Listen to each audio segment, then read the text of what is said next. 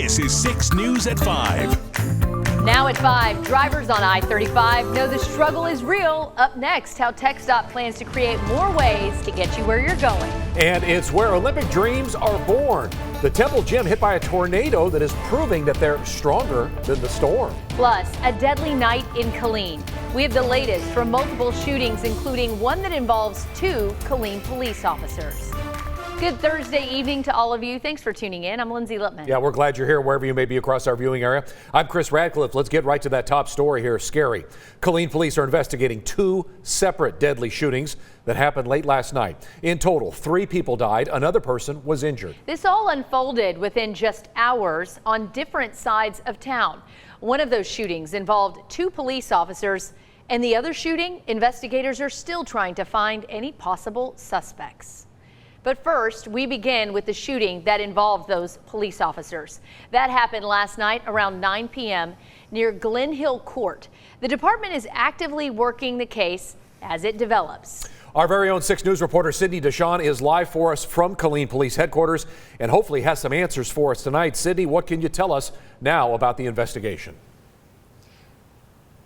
Yeah, guys, we know one 25-year-old man is dead. Chief Pete Lopez tells me this is being investigated as an officer-involved shooting, but that could change when the autopsy report comes out. Now, this all happened last night at 9:09 when Bell County Dispatch received a call about a man armed with a gun near Glen Hill Court in Killeen. A Killeen police officer arrived at the scene at 9:17. Lopez says the officer saw a man walking around in circles with a backpack. The officer then called for backup. A second officer got there at 9:24, according to Lopez. Together, the 2 approached the man and asked him to put the backpack down. The officer said the man reached into his backpack for a weapon. They say the man moved it into an upward and outward fashion. At that point, one of the officers fired his gun. Lopez says it's unclear if the officer actually shot him because he says as the officer fired his weapon, the man placed his gun to the right side of his head and pulled the trigger. Officers say they called for EMS, but the 25-year-old died on the scene. I think it just really brought to my mind that life is really short. And to just really love on your neighbors. You know, I wish that I knew my neighbors better to reach out to them and see how we could rally, but we do have our Facebook group and everyone was very supportive. You know, I know there's a lot of assumptions swirling and I just don't want to add to that. I still love living here. I won't move from here. It's a great community and I don't feel unsafe, and I think it's really just an isolated incident. Now, the officer who fired will be placed on administrative leave until the investigation is complete. Lopez added that the department is looking at adding a mental health corresponder. This is something that's going to be discussed in upcoming city council meetings. But for now, the department is conducting their own internal investigation. We'll be sure to follow this story as it develops. But for now, live in Killeen, Sydney DeShawn, 6 News. And we just want to remind everybody, if you're struggling with any mental health issues, just dial 988. So just push 988 and get yourself some help. Thank you, Sydney. Meanwhile, in a separate deadly shooting, 2 other people were killed last night in Killeen. Right now, police do not have any suspects. 2 men and 1 woman were shot overnight on Adams Avenue near North Fort Hood Street. When police arrived, they tried to help a 51-year-old man who'd been shot, but he died. A 35-year-old man was also rushed to the ER. He also died from his injuries. A 30-year-old woman was injured but survived. Chief of police say a bullet grazed the side of her face. She is expected to be okay. Right now, investigators have not determined what led up to that shooting. The chief said witnesses gave conflicting statements involving domestic disturbance or drugs. Police ask if you know anything, get in touch with the Bell County Crime Stoppers. You can provide anonymous tips and receive a cash reward. This marks the 10th and 11th murders in Killeen this year.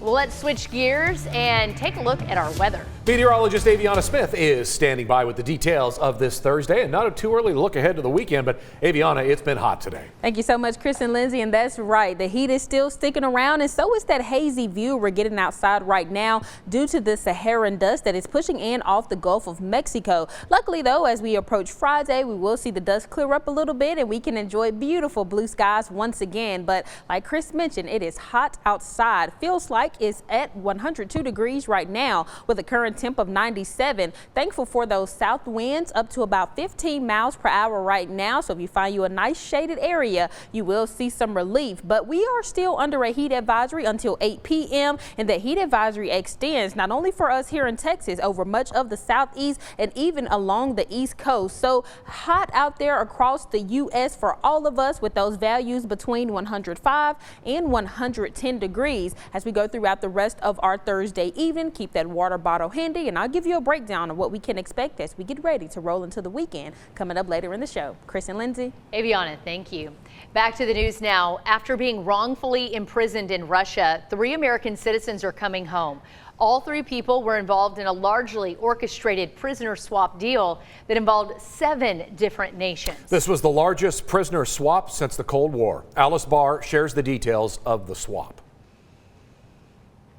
A powerful picture worth more than the thousands of words written by these American prisoners. 3 of them journalists wrongfully detained in Russia, now freed in an historic exchange. President Biden celebrating with their families who spoke to them by phone. Their brutal ordeal is over, and they're free.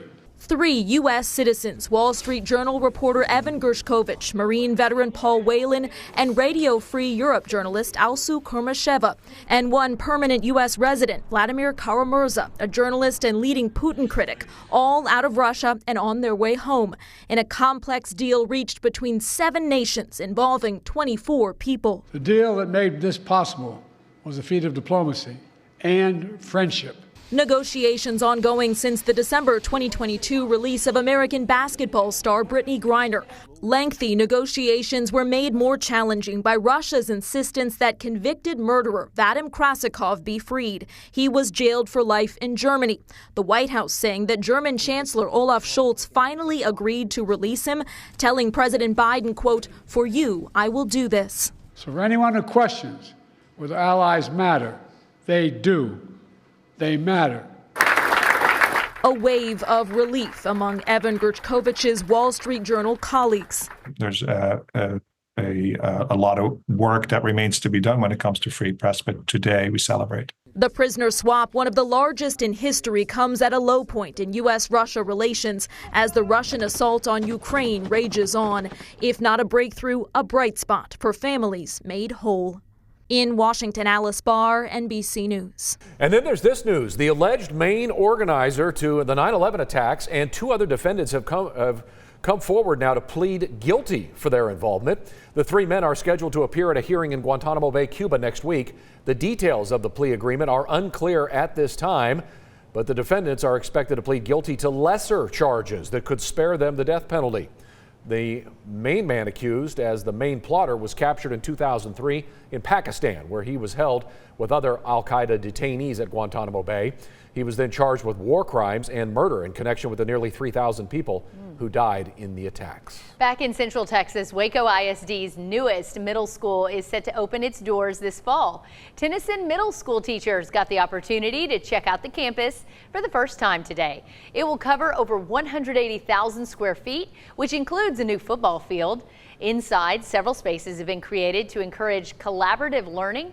Classroom designs even allow for the ability to teach multiple classes at once. The school's principal, Bradford McMillan, said teachers are just looking forward to getting the inaugural school year underway. So yeah, this works wonders for students. I mean, it's possible for students to learn in a variety of different ways, and the new furniture, the new equipment, the new learning spaces that students have available creates an environment where kids can learn best.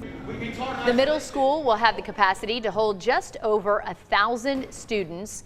The new school cost $77 million to construct and was part of the 2021 bond, which also included projects for Carver Middle School, Waco High, Kendrick Elementary, and South Waco Elementary. Well, it sure does look nice. Okay, family, friends, and community are in mourning after they came together today to honor the life of Congresswoman Sheila Jackson Lee. President Joe Biden and Vice President Kamala Harris were in attendance for today's funeral. Jackson Lee passed in July and battled with pancreatic cancer.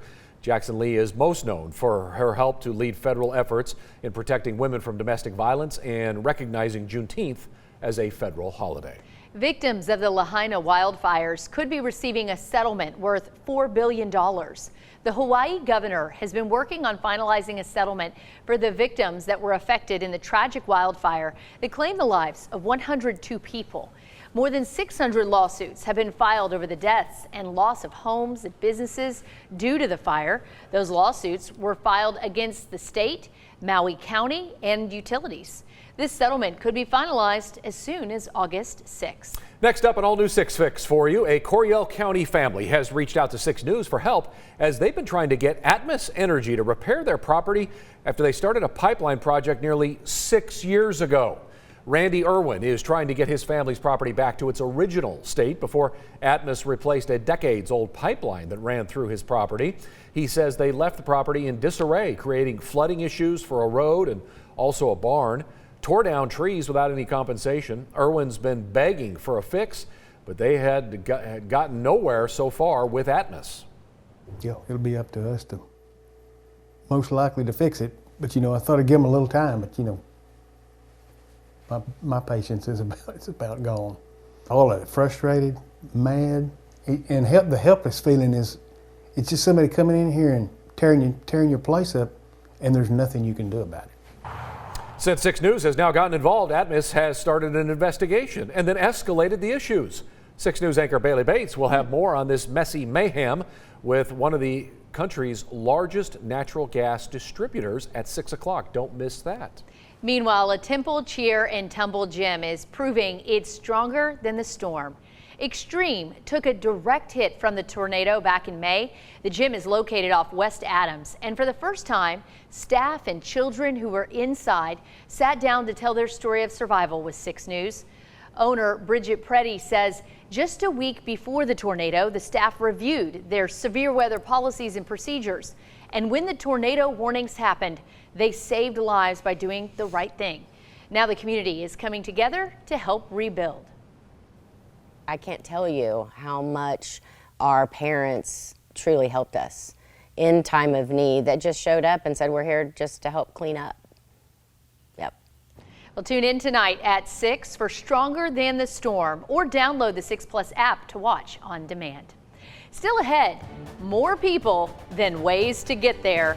The issues facing TxDOT and some solutions that could be on the horizon for traffic congestion. And a little boy lost his leg at the beach. How you can help the Waco boy get his stride back. Don't miss that story. This is 6 News at 5. We're coming right back.